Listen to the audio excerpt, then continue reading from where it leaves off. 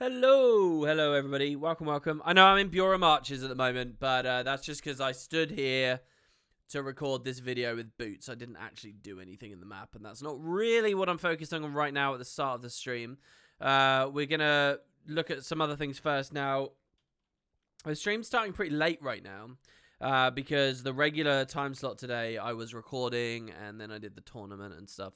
So I don't know what everything is synced up with. I can see, however, that... Oh, shit. We shouldn't have done that. The Moors are up right now, but I think I might have missed our window. I think they started 7 minutes ago, so we can try. No, I haven't done the new strike mission yet. I'll probably do it when I swap back to NA after the AT tomorrow. So, let me just go have a look if the Moors are going on. We'll go for the Griffins. We're just going to get, like, our basic stuff done today.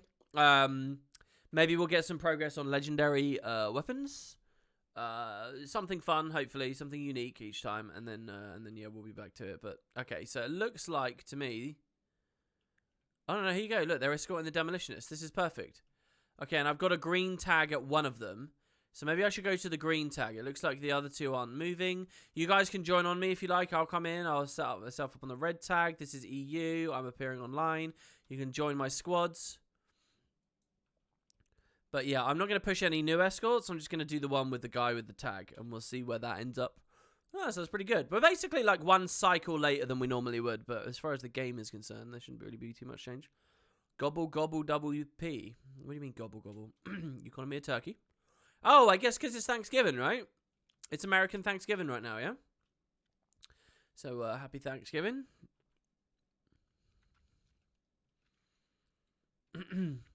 Enjoy spending time with family members that you possibly loathe, and then the realization that you have to see them again in just a few weeks for Christmas. Right, here we go. Yeah, there's a few people. This is good. Let's get the audio on as well.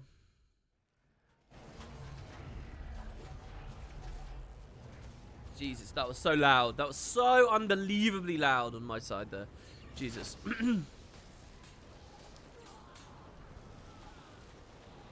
Does the UK celebrate Thanksgiving? No, I don't even really know what it's about, to be honest. I assume it's a little bit like Guy Fawkes Night here, where people kind of celebrate it, but I don't think anyone really gives a shit about what it's actually about. It's just it's kind of a tradition, you know, so people do it. I wouldn't be surprised.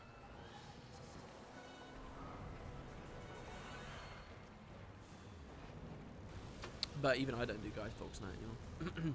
I did growing up.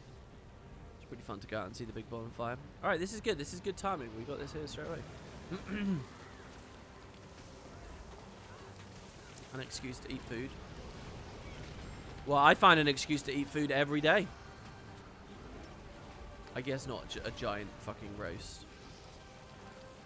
I'll tell you that much. You'd imagine a lot of them don't know what Thanksgiving's about. Alright, there you go. 80 out of 80. I love seeing this fucking thing ding. Getting another 2 AP out of it each time feels really good. So we get a full 5. Next time we see that tier up, we're going to get 5 AP out of it. That's pretty cool. It's just a matter of when we'll make it.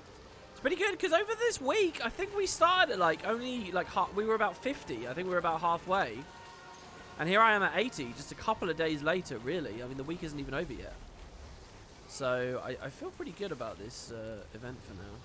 Just need to get more realm residue. Where are all the players? It's really bad if there's nothing alive. One, because obviously you can't get realm residue. But two, there's going to be a lot of like slow people here who don't really know how the event works, not really thinking about the event. And they've now got nothing to do to spam skills on, so they're going to open their eyes and they're going to see that they can interact with stuff. And then they're going to do a bunch of spikes when they normally wouldn't have. Because they were content to just, you know, lightning whip standing around or whatever. So, it's really kind of shitty that there's nothing spawning here. Looks like one of the other escorts is making it, possibly, sort of, somewhat. Oh, here's another. Someone has the unicorn finisher. I think that's one of the finishers I don't have. I think there's an unlisted finisher that I still need. There's another residue. That's very good. By the way, as judgmental as I just was of the general community there, I'm well aware that most streams I get so caught up in ranting at this moment that I miss it. Luckily for us today, barely anyone's around, and it's late, so I can not get distracted. There's no big conversations going on already. Pog Chat, you finished your Pokedex. I think it's Pog Champ, Jerry. You haven't done it since Gen 1? Congrats, though. That's nice. See, look, Dexit is a good thing. Who dares complain about Dexit? I like the feeling of finishing my Dex. Okay, so let's see. Can we get through here without blowing up in the sulfur? We are actually under the effect of it. Come on, let me out. Let me out, Arena. Let me out. I'm going to get over to that other escort. So they did the middle one. It's fascinating.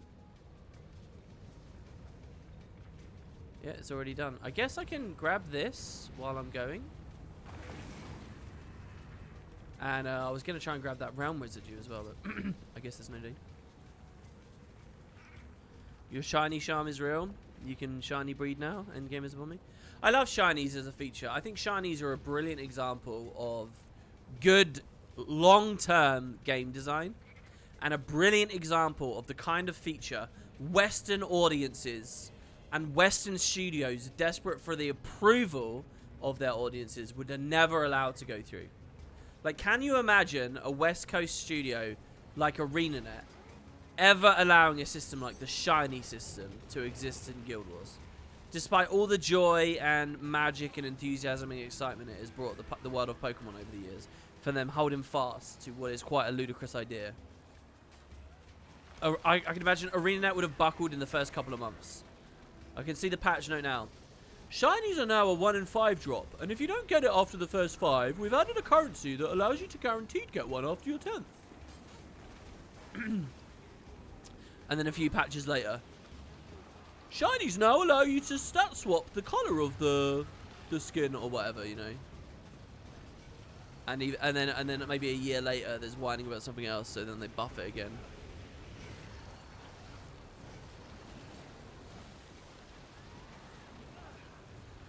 Real Pokemon Masters don't use online trading. Oh, look, I almost got caught in a rant, but no. We hit the realm residue, and we go for it. It's one.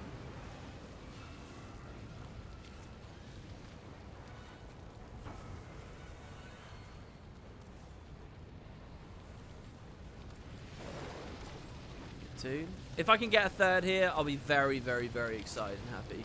I doubt it's going to happen, though. I think we have to kill this if we want the third. I think other people, the slowpokes, are going to get it. Yeah, alright, we didn't get a third. I'm still reasonably happy, even still. I think this was an okay meta. I mean, I'll do the Hero's Choice chest bit as well. Because why not? It will kind of help with legendaries. If we go for Gen 2, so far so good, right? They never added a new legendary in Episode 1. So far, the Gen 2 legendaries are on the table. They are there. It's weird to think that eventually I might be one of those guys. Do you remember that Reddit thread someone posted the other day? Where, and this is quite an extraordinary thing that they did. They had like a bank, or maybe it was a character inventory open, and they had listed out every legendary in the game. Like every legendary. I don't know, they might not have had the 2 Gamble legendaries. You know, the Sandstorm and the Tarkton thing. That's what Icebrood Saga's missing. We need a new form of ecto-gambling. That's why it doesn't feel expansion-like. Why can't I gamble with my frozen ectos? Yeah, no, in all seriousness, though, they had them all. They had all Gen 1s, all 3 back pieces, both accessories, all 3 backpacks. I think that's it, isn't it? That's all the legendary stuff. And we could get there eventually.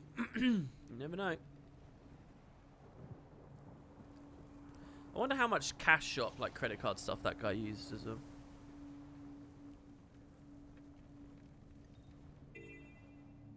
Do I prefer Tempest over Weaver? For generic open world stuff? Pretty much, yeah. I'm thinking of making a Power Weaver for open worlds. I haven't played a Power Staff build, seriously, on Ellie for years. I haven't played one for a long time. So I'm kind of interested in trying that.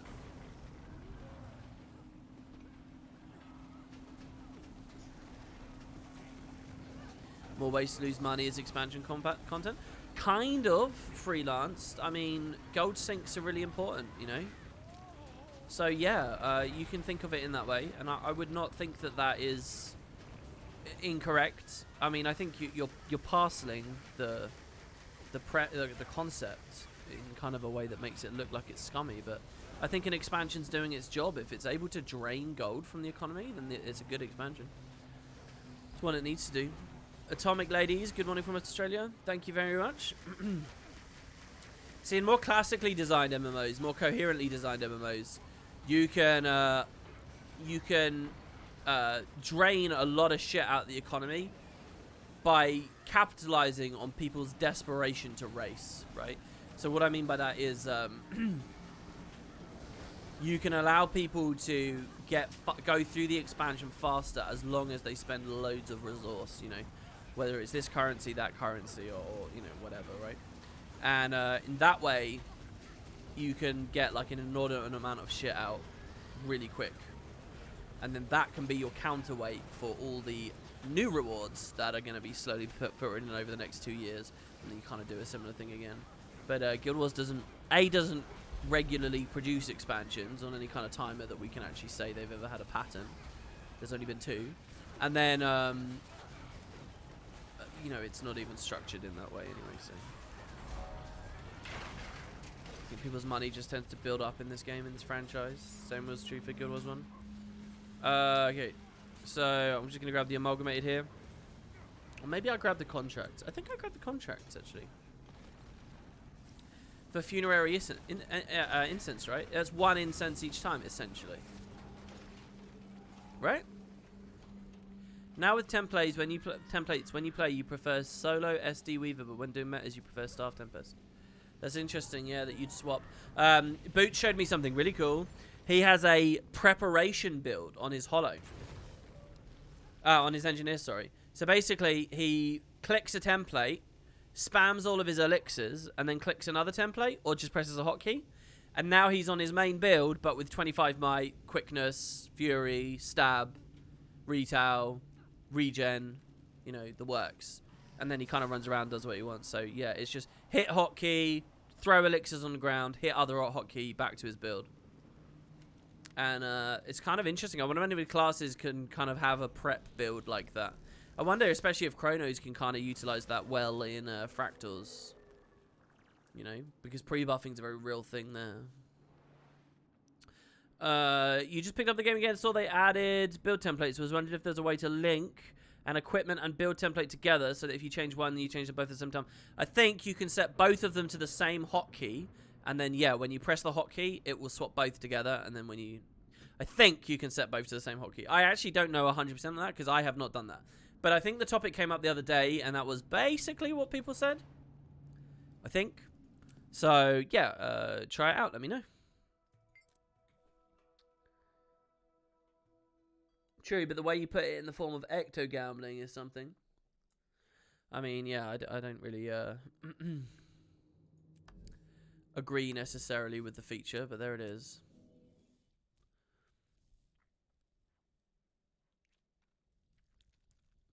Game didn't allow you to bind with the same hotkey. You already tried it. Oh, didn't it really? Well, maybe the devs should allow you to do that. Unfortunately, you're going to have to press 2 hotkeys. I know that that's a very, very challenging ordeal to go through. But you might have to press 2.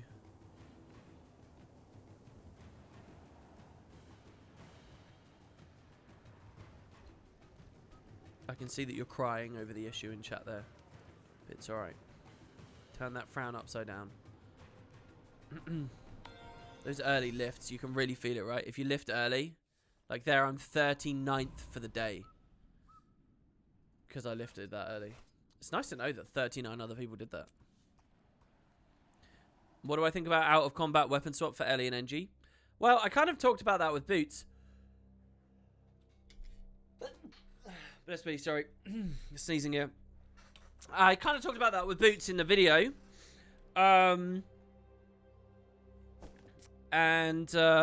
I mean, I'm interested in where they have it limited more than anything else. If they let you do that shit, it's kind of like you know, in World vs. World, where they went on a stream and they talked about the experience of someone is a Scourge and DPSing you from range really hard on a Scourge. You pull away for a second to cleanse or whatever. It breaks him from combat. Then you re-engage on him 2 seconds later, and he's a Reaper now. And he's fucking blowing you up in melee. And they were scared of that, right? When they talk about some contingency, they were worried about that. It's kind of the same thing with the LE and NG weapon sort of thing. You've got to be cautious of that. If that is enabled in competitive, it's going to be very, very, very bad, I think. And they should not do that. I get that people are really excited about it, but I do not want to see, you know, Elementalists roaming on DD before they swap to SF or something at a fight. I don't want to see shit like that. Not that what I just said there is that good, but you get what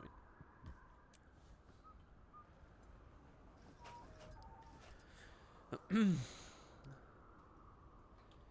So it's, we got our Griffins. That's good. Let's go now to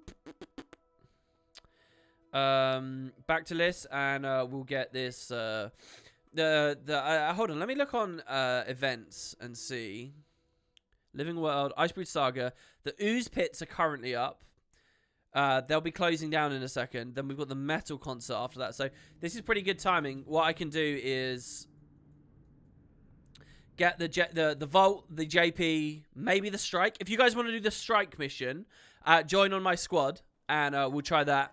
And then what I'll do is I'll do the Metal event afterwards. Wow, that's really weird. My instinct was to go to the North of Iron Marches when what I was actually trying to do was come up here.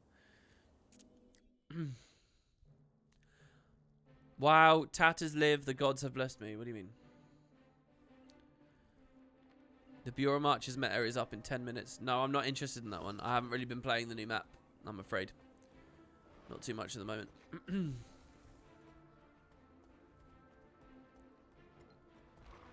Oh, they added a new type of shiny this gen, Steve McGee, did they? Normally it is 1 in 6,000. The new shiny type, which is exactly the same, just the initial shiny flash is a little bit more shiny.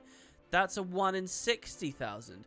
Did they really? Dude, I'm actually impressed and happy to hear that. That's really cool. That does not sound like what the trajectory Pokemon had been going on for so long. They really did that. There's a 10 times more shiny. Hold the phone then. Are people trying to do that kind of... Are they doing shiny dexes with that? Wow. I hadn't heard of that. You got any links with a demonstration? I mean, I don't even care what the animation looks like. It genuinely doesn't matter. I mean, maybe it matters a little. If it's like... Does anyone remember in like Gen 2 when shinies first came in? The shiny effect was like... I think it was like a ring of stars, right? It was something like that. Sort of like a ring of stars. If the shiny effect is like, instead of 5 stars in the animation, it's 6, that's awful.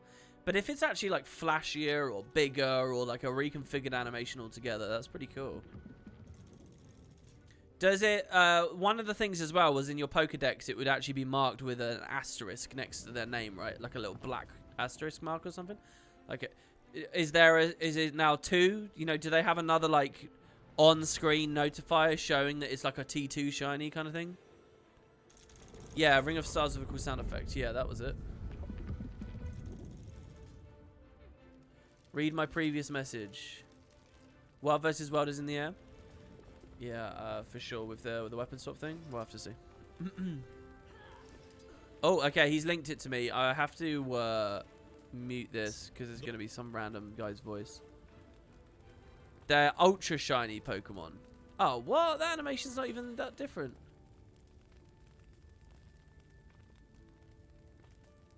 Dude, that's hardly any different at all.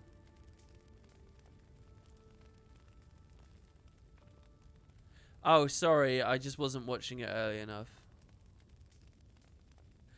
Dude, I can't tell which one is supposed to be ultra shiny. I guess the one on the left? Oh, that's a bit weird. Alright, well, whatever. Let's keep going.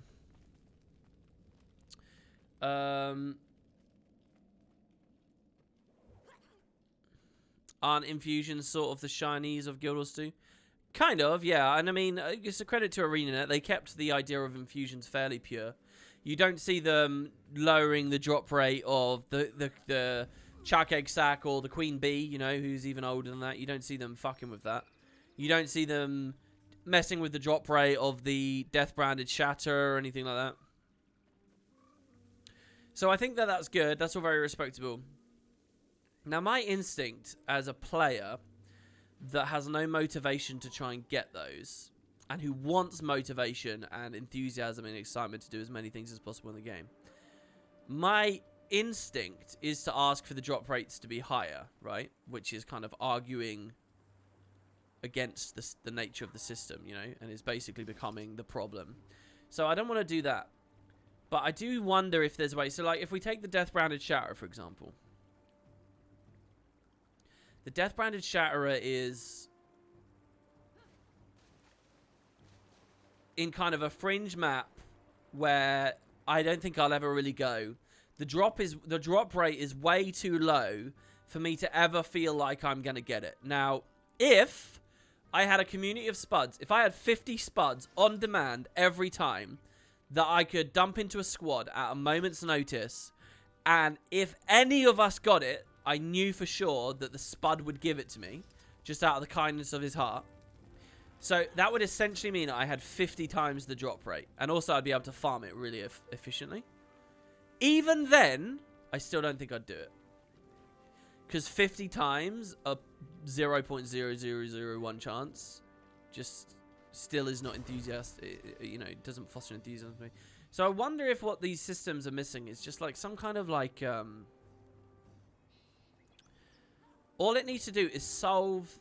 It needs to convince me that I can get it if I try. I have to try hard. But it is possible. And I can dedicate myself to the Death Branded Shatterer. Kind of like this Zia thing, you know? Like, I will do Zia, because I feel like the Zia tonic drop rate is so much better than the Death Branded one. But I don't know. I mean, when that's account bound, and that kind of works there. If they did these infusions, if the Chuck Egg Sack had a way higher drop rate, it wouldn't be worth what it is on the TP, and then you don't have the reason to do it anyway. And now the game's lost out on having that interesting function in the economy and that aspirational item. So I don't know. I don't know whether there needs to be any change at all. I just feel like I wish I felt more interested in getting those items. Yeah, they need some way to make it feel like it's possible. That's a good way to phrase it. And the other thing, and I mean, kind of the dungeons are a great great system. I really think ArenaNet had some really fucking smart stuff that they'd figured out at launch.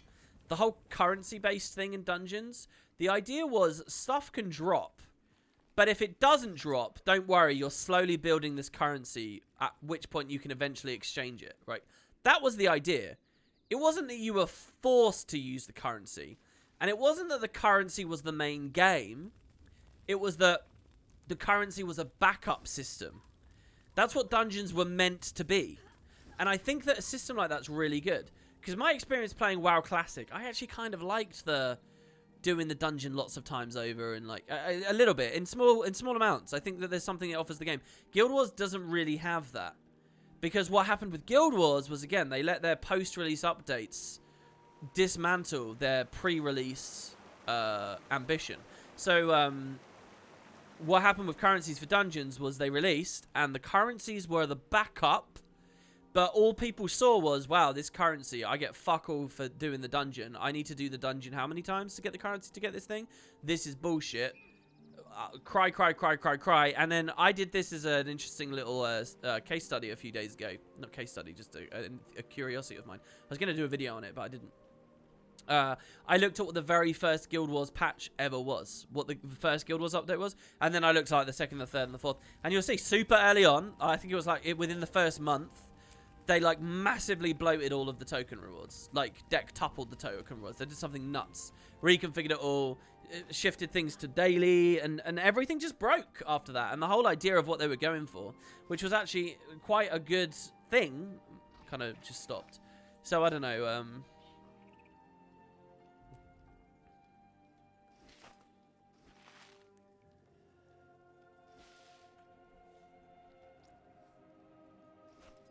No, we didn't get lucky there. That's fine. All right, let's try the strike. We've got 6 out of 50. We're going to try the strike mission now, guys. Not the new one, the previous one. If you guys want in, then you're more than welcome to. We are chancing for some very rare drops, basically. Raids, do that for Guild Wars 2. Yeah, raids are kind of a similar setup to the dungeon thing, for sure. I feel really stupid, actually, for not acknowledging that. Raids are kind of very close to what dungeons were going for sure. I think that the thing is that the stopgap, the fix mechanism for raiding, and the whole raid reward setup was that, yeah, you can only do it 1 a week. So they kind of hard force you to stop spamming that same currency, or stop spamming that same boss reward. But yeah, same thing. So it's not all dim and gloom. I think they definitely realised their good shit and figured it out a bit for raids. Is God of War 2 good to come back to? You kind of want to get back into it? I think it's as good to get back into as it has been for the past 5 years. I think the only time that Guild Wars was not good to get into was the post-HOT... Well, even then I was confident. I don't know. Probably the earliest days of Season 1.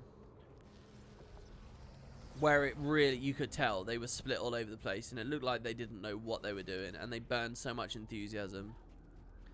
I think that for the time, that felt like a scary period. There was a lot of real wonkiness and jankiness during Season 1. In the end, I think it all worked out, but, you know, I assuming we don't have the gift of hindsight.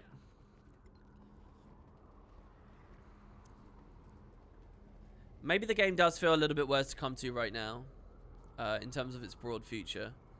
But as far as what the game is and what it offers and the regularity of updates and stuff, I don't think there's any big change. Not really. I think half the outcry you see is because there's not a big change.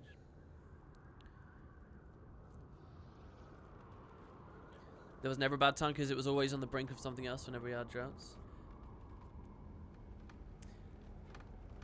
Yeah, I agree. I think that they obviously didn't treat Guild Wars as well as they could have and should have. And they obviously didn't prioritize it, and they were obviously working on other things, and all that stuff failed. And that's obviously all a crying shame. But overall, you know, I can't sit here after 7 years and over 10,000 hours and say, oh, it wasn't a good idea to play. I mean, come on. They clearly did something to sustain my enthusiasm and attention. And it's not just that I was making videos about it and trying to, like, connect with the community. All right, well, there we go. It's because the game actually is a tangibly decent experience. Except maybe a few months ago when Hollow was OP. Dude, you know Valen, I told you that I was looking through your clips. One of your clips I did find kind of interesting. You were on Forest near, fuck, what's the beast? The left beast, I can't remember which one it is. Is that Svanir? No, that must be Chieftain, because Svanir is near the ice.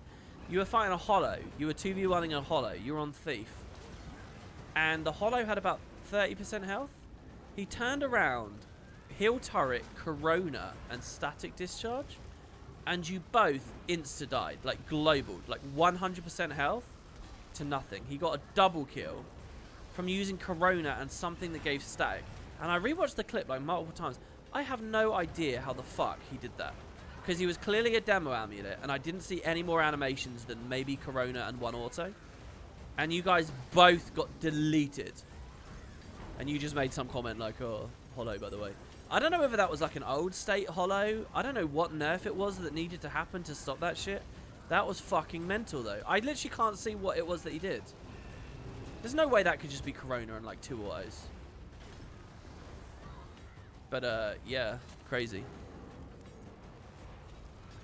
And it didn't look like he was Zerk or something. Even if he was.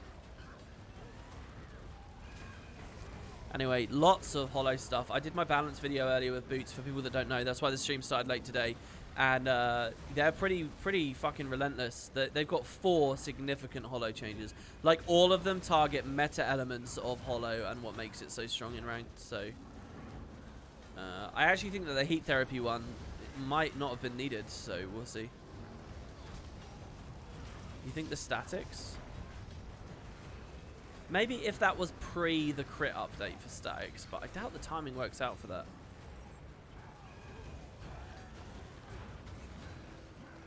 Oh, he was rifle turret and it was surprise shot. Oh, and was there a launch wall? Oh, I didn't think about launch. Launch wall could definitely do that. Launch wall, Corona launch wall, surprise shot, or particle accelerator. I can see that. If that was a 6 launch wall, there's some crazy shit you can do on Hollow as well. In Hollow v Hollow, if some people don't know this, but Hollow basically has a cone block skill, right, that blocks projectiles. If you trigger it at high heat, you can triple launch it back in someone's face. But also, when you trigger it at high heat, it means you reflect. You don't just destroy anymore. You reflect.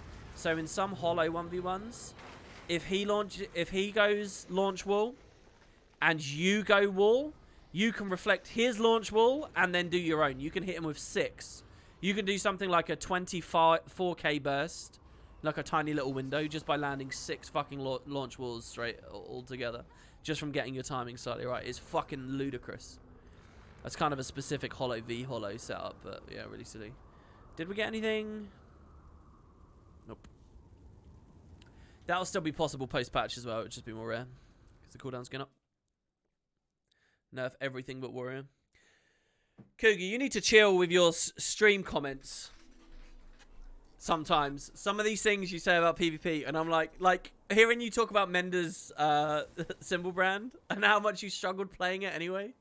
Dude, they're not really touching that either. That's kind of crazy.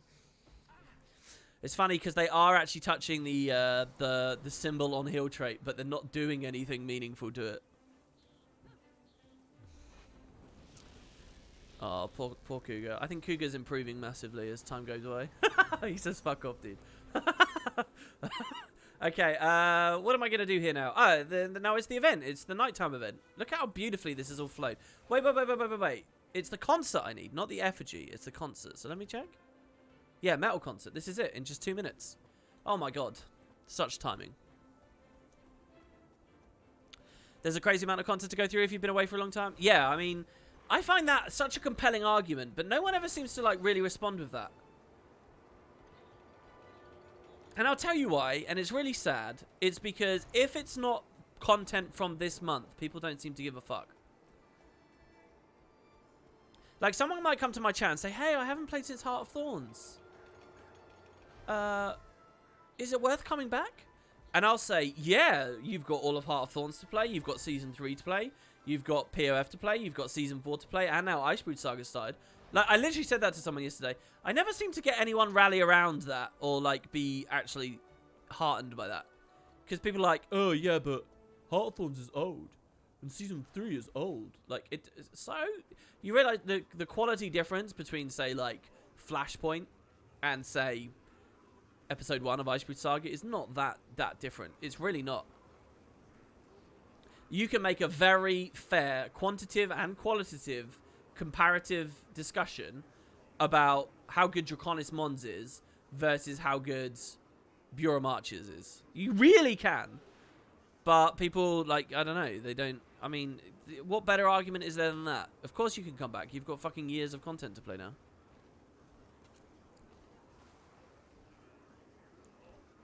Look what happened to Minecraft. People left the game for years and now it's almost more popular than ever. Do you really think Minecraft has had that big of a resurgence? You love Bloodstone Fen. Well, see, I do think Bloodstone Fen's a bit of a step down. PvP's going to be way more fun with the Mirage changes. Don't expect too much from the Mirage changes because they're not actually as substantive as you think they are. I said this in the Boots video, but now that it's recorded, it's in the can, and I can, you know, be sure it'll come out anyway. I don't mind repeating myself. Look, there's a few levels to Scepter 2 that you guys need to understand. My advocated nerf for Scepter 2 is that when Scepter 2 gets procced, and the Mesmer is now casting an ability that does 5 torments, 2 summons, that, after it's been procced, the actual casting of the spell back, that needs to have a longer cast time, and the Mesmer needs to not be evading during it. That's all that needs to happen to Scepter 2. That's the main nerf. What that does is that allows people to more reliably counter Scepter 2 with a dodge, or a steal, or a blind, or whatever the fuck they want. LOS. That's it. And then, you know, it's just counter-play-based gameplay. That's all that ever needed to happen. What the devs have done is they've kept the torment and the timing and everything and ludicrous about it the same. But what they've done is they've culled one of the clones back to 1. Which, let's just be clear, is good. The double clone is stupid, and it's just a part of the Mesmer buff, and less clones is great. It means less shatter fuel, it means less visual noise, and all sorts. The thing is, so I agree with the thrust of it, same with the double Warlock thing. The thing is that Mesmers shit out most of their clones from dodge rolls, from Deceptive Evasion. So this actually won't affect too much in the grand scheme. It's also not true, though, to say that it won't affect anything. Because what a lot of people don't understand about Scepter 2 and why it's so potent on Mirage is what most Mirages will do is if they get a Scepter 2 on you and the double spawn, and it's a little bit into the fight where you didn't have the opponent didn't have much endurance or whatever, what a lot of Mirages will do is they'll Scepter 2 you, 2 clones will spawn right next to the opponent, and then the Mirage will instantly dodge roll. And what that does is that shotguns a double Mirage ambush into the face of the person who ate the Scepter 2. One of the things about the Scepter ambush is they're very slow projectiles, and they kind of train out a little bit slowly. So they're easy to LOS, and they're easy to sort of strafe and like evade like that. But if the Scepter 2 has just melee spawned 2 in your face, and then you just fucking shotgun them into their face, that's actually a very potent combo. And if the Mirage is particularly good, they'll probably follow up with a Shatter as well. Or they might have pre-shattered. I usually pre-shatter. So, so that I end with the stuff up, and I didn't overwrite kind of awkwardly. But so that side of it, the shotgun straight into an ambush thing, that is actually getting a lot worse. So losing a clone does mean something. It doesn't mean stuff for why you think it means stuff, though. It doesn't mean that the clone spam is going to be way lower. Having a change like that in conjunction with the Warlock change is good. There's going to be less random bleeds going around from sharper images because there's only one beam. And again, less clone spam is good, and less Phantasm spam, basically. So that's actually really good. And the most substantive stuff is actually the staff. Halving all the staff ambush stuff is brilliant. So, it is good, for sure.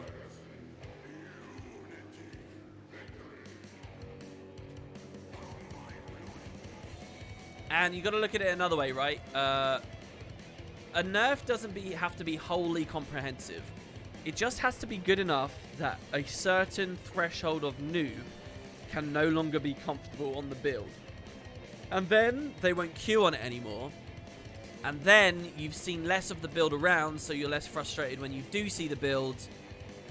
And so that's how like an incremental change can actually eventually have a meaningful, you know, effect on how much fun you're having.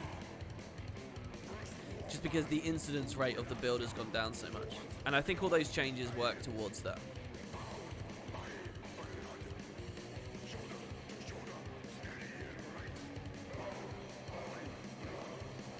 I might re-evaluate a Sage variant again when these go through, because sharper images is less of the game now. So crits and precision is less of the game, so you might be able to play a tankier version again. I mean, you still can. You can farm really hard with a tanky version. The power coefficient is still really high. Yeah, and the other thing about the staff ambush, by the way, what my recommendation would not have been the Condi. I actually think that if you don't open field the staff like a dummy, and you just get used to the fucking giant orb animation, you can kind of dodge the staff ambush quite comfortably. I think it's pretty easy to evade the staff ambush. You can actually jump the staff ambush, just so that you guys know. Legacy, any good side noders will know that there's like the slopes near the side of Legacy, and jumping in the right way, you can get massive height over stuff. The same way you can jump over full counters and shit like that. But anyway, what I actually kind of want is the infinite fury and might stacking from the fucking staff ambush. Like, what the fuck are they playing at? That would have been my earlier nerf recommendation, for sure.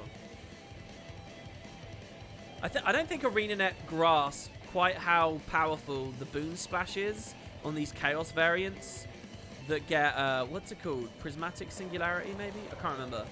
But the Chaos Grandmaster Minor trait, you guys should have a look at it. If you don't understand it, you should have a look at, if you don't understand Mirage and why it's as strong as it is, especially the Chaos variants, you should look at that Grandmaster Miner and think about the implications of that along with Arcane Thievery, which steals 3 boons and applies quickness. And you want to think about the implications of that with something like Leadership Runes that procs triple boons on you when you use an ambush, gives you Alacrity and shit like that. And think about the implications of that with Leadership Runes and how you get boon duration. And things will start to make sense to you. And ArenaNet don't target that stuff. I'm okay though with the change. I'm okay because again, it's not, Mirage to me is not just about efficacy, it's about visual noise. And visual noise is definitely being tackled there, so that's good. No, not prismatic understanding. That's stealth-based Chaos GM. I'm talking about the Grandmaster Miner in Chaos. I'm not talking about the stealth trait. I'm talking about the Grandmaster Miner.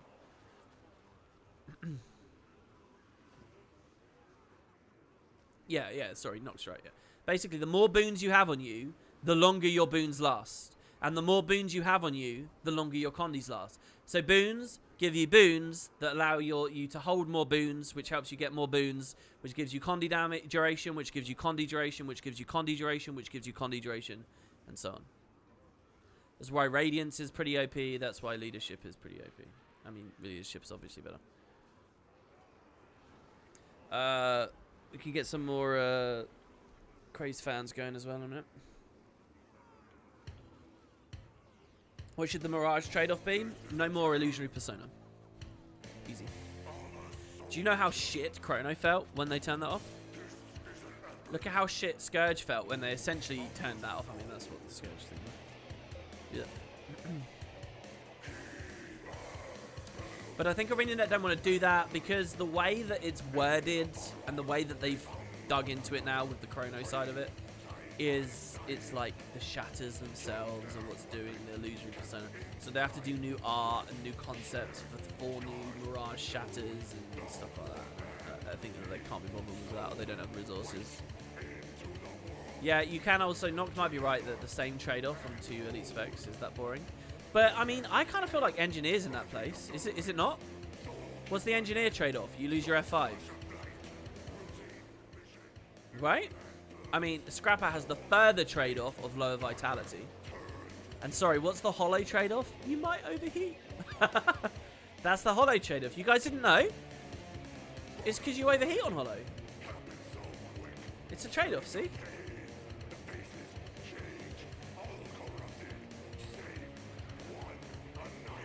Can't argue with that. That fucking does half your health. That's crazy. Not even Berserker trade-off is that bad. ArenaNet thinks overheat is a bigger deal than it is in PvP. They just need to... It'd be interesting to see a world where that overheat trait is actually ran a bit more. It's such a fucking joke build. I kind of want to film a game where I actually get a couple of nukes on people with that. The trade-off is the tools getting converted to slow. I like that. That's good. Oh, we failed the AMP event.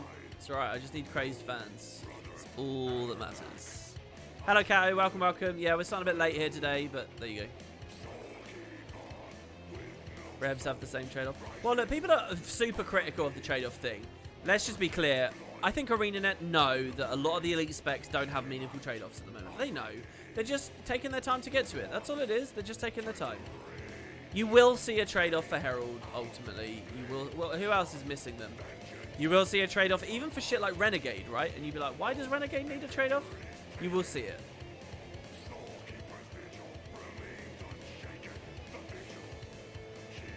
I had a salty comment on one of my videos recently about the Herald thing. They were like, I guess they mained one of these other classes that has a real trade-off. Maybe they were talking about Scrapper. They basically listed out the Scrapper minor trait and how it, you know, lose all this vitality. And then they listed the Herald minor trait and it's just gain 10% health. It's like, yeah, that's your trade-off. Your trade-off is gaining 10% health. Because Dragon, and Dragons are cool. They're not allowed to have trade-offs. Oh, yeah, of course, there is the core rev side of it. Yeah, it's kind of, that's basically the engineer situation, really, if you think about it. It's like they added the core skill, which now you lose, is kind of like losing orbital command, orbital strike, sorry, or med drop. I really want to see that for NG, to be honest. I want to see Mini Mower, I want to see Orbital Strike, and I want to see, not lesser Orbital Strike, just to be clear, and I want to see the Supply Crate cleanse thing. I want to see them be like retooled, reworked slightly, maybe just made really interesting skills, so that you really feel like you've got a cool toy to play with as a core NG. You know, you should feel like that's a cool fucking thing, and you're giving it up when you go hollow or when you go whatever. And besides, transformations is a whole side of the game that I really miss. Look, the experience of mowing a Minion Mancer, or mowing a Lich, or mowing, you know, or mowing a Rampage, breaking people out of that shit, that's cool. I miss it. I miss all of that.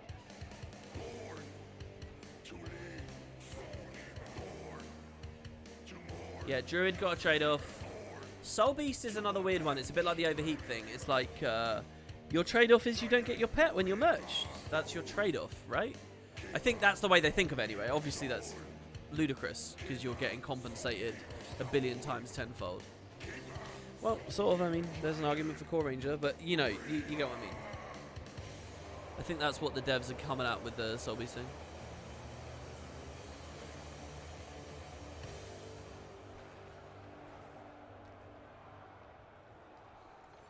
You think the pet nerf should have been on Soul Beast?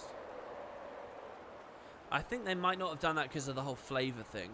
I mean, the flavor idea of the Druid side doesn't make any sense either. Like, sorry, what? You're like an astrologer, you like the stars and stuff, so therefore you don't give a fuck about your pet. It's because you're getting all existential, so you don't care about taking care of your pets and stuff anymore, so they don't like you. You're thinking too big picture. The whims and wishes of your petty and your animal companion is no longer interesting. You've become too cerebral for it. I mean, come on, that makes no sense. But the Soul Beast idea is you're so bonded with your pet that you can merge with it now, right? So the passive kind of doesn't slot into that ideology. I think, anyway. I don't know. It's really hard to figure out which consideration the devs had as their primary motivator for a lot of stuff. You know, when it comes to like flavor considerations, but also like gameplay considerations a lot of the time too. Which game type are they even thinking of? Are they ever even thinking of World versus World and PvP?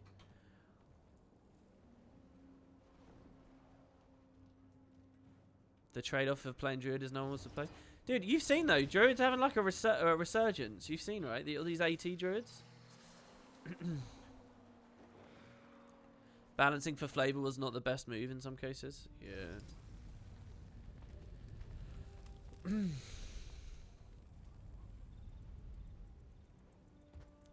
Yeah, I kind of want them to look at the I feel you know, I'm no Ranger sympathizer. I'm really not, believe me.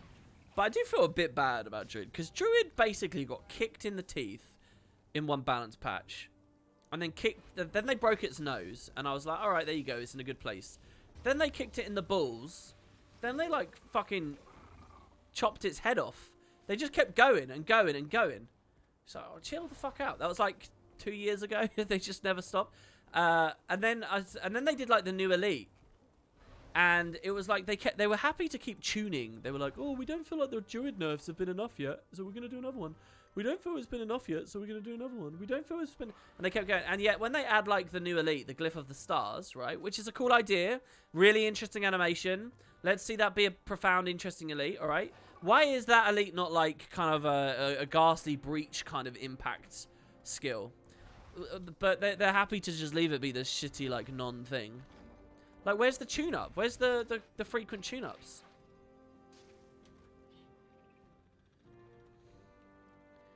Yeah, genuinely, it is the pet thing. I'll tell you, ArenaNet, all you ever had to do was get rid of hard CCs on pets. That's all you ever had to do. And people would immediately be less annoyed.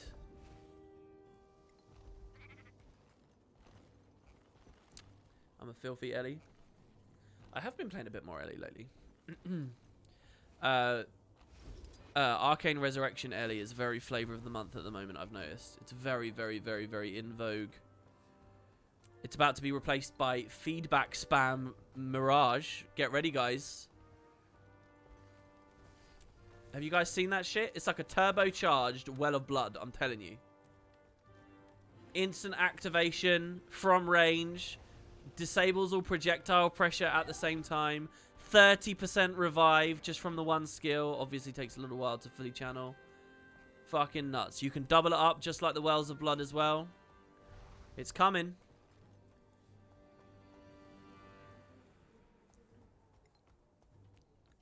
Okay. I've kind of ran out of things to do now. We've sort of gone through all the daily stuff that I really wanted. When I started the stream today, I did kind of anticipate doing it as a bit of a shorter one. It's just because, you know, we do Master every day, and yeah, I was a little bit preoccupied during the regular thing, but that's not going to stop us. I guess I'll find the cub. Let's see what our Craze fan progress is like, having done another metal concert there. I think we're ready pretty much for Whisper in the Dark as well, guys. I really do. Oh, shit. I should have done the Crater Circuit. Why did I forget to do that again? We get the pole positions here. We just got to bounce a couple more Craze fans out. That's just a couple of metas. I could probably do that off screen. This is done. And then it's just like 2 skins. We'll just keep grinding on those slowly. And the patch is done. That patch had some legs, I think. That was an okay patch. Then we're on to Whisper in the Dark, which apparently will be done very, very, very quickly. It's not for me to say just yet. All this Grothmar keeps giving me, whoa, I've got an experience I've never had in Guild Wars. I have the experience, but not the points. Whoa. This mechanic is doing something. I have never, ever had this moment. Holy shit. I mean, it's because I'm doing something really bizarre and basically not playing. That's so weird. Any plans to release more longer videos? Well, I have a 2-hour video coming out about the balance preview. I already talked a lot about the balance patch on today's stream and in the video. We got a mail from Kato. In the new patch story, during the last instance where you go through the Raven trial, what's your opinion of the Raven asking about libraries and princes? Not really Norn stuff, in my opinion. Yeah, no, you're right. You're right, actually. I wanted to call you a bigot there, and I wanted to tell you that the law is more than that, and that we shouldn't flanderize the Norn, and that they're more than just stupid drinkers and stuff. But the thing is, princes are very much concepts embroiled in like hierarchical societies and civilizations with rank and order. And that's not the Norn. The Norn are nomads. They're individualists. They look out for themselves. They live in small homesteads. They're separated, isolated communities. You wouldn't ever really think of them as having there is no Norn king or print. That's ridiculous. So that doesn't feel very Norn. And, you know, the idea of libraries as well. Like, a library is a place a civilization is able to create and curate when it is very stationary, and when there's a lot of people encircling an area, and when you've got agriculture figured out, and when people can devote their lives to scholarly pursuits and stuff. And again, I don't see much Norn about that. So that's all fine, but you make a connection here that anything Raven does or says has to be Norn connected. But I don't think that's true. I think just because the Norn are a race that identify the power of the spirits of the wild and have allowed themselves to be guided by the spirits of the wild, it does not mean that the spirits of the wild are exclusively there to serve the beck and call of the Norn and only are a facet of what the Norn are. I think Raven is something separate, something individual, something that knows more and more encompassing than just the Norn ways and whatever virtues they espouse. I think Raven is, you know, Raven, and the Norn respect and understand it as a spirit of the wild. But Raven is welcome to give a fuck about libraries, and Raven is welcome to care about princes. Of course, all of this is just based on your comment. I can't actually remember. What's the context of this? They're just asking riddles, aren't they? Is it any deeper than that? They're just riddles, aren't they? Yeah, exactly. BR spies put it in another way, possibly better than me. The Norn care about Raven more than other races, but who's to say that Raven is inherently aligned with Norn sensibilities? Yeah, that is better phrased. Well done. You're more articulate than me. Good job. So that's what I think. Yeah, this is like that guy that was famous on Reddit and then got kicked off because people called a crow a jackdaw, right? When jackdaws are not crows. Was that it? You thought it was a trial for mainly Norn? Well, I never played the patches in Norn, so I never really had that experience. As much as you might want it, guys, it's very hard for them to do really dedicated stories just about your personal little race when you're in a game where there's 5.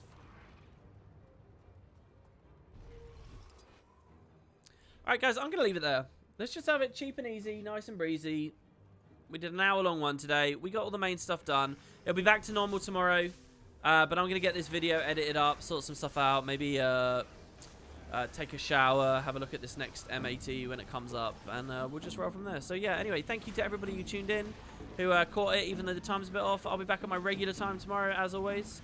It's been fun to have a quick chat with you all. Keep an eye out for a video not only on my channel, but on Boots' channel as well. For those of you that don't know, I actually recorded 2 videos with Boots last month, and he didn't like either of them because of the audio quality, so he just binned them both. And now we've redone it, so you're going to see one over there, and yeah, it should be pretty good. Anyway, that's it, guys. Thank you all very, very much. I hope you all have a nice day, and I'll be back tomorrow. Cheers, guys. See you there. Ta-ta.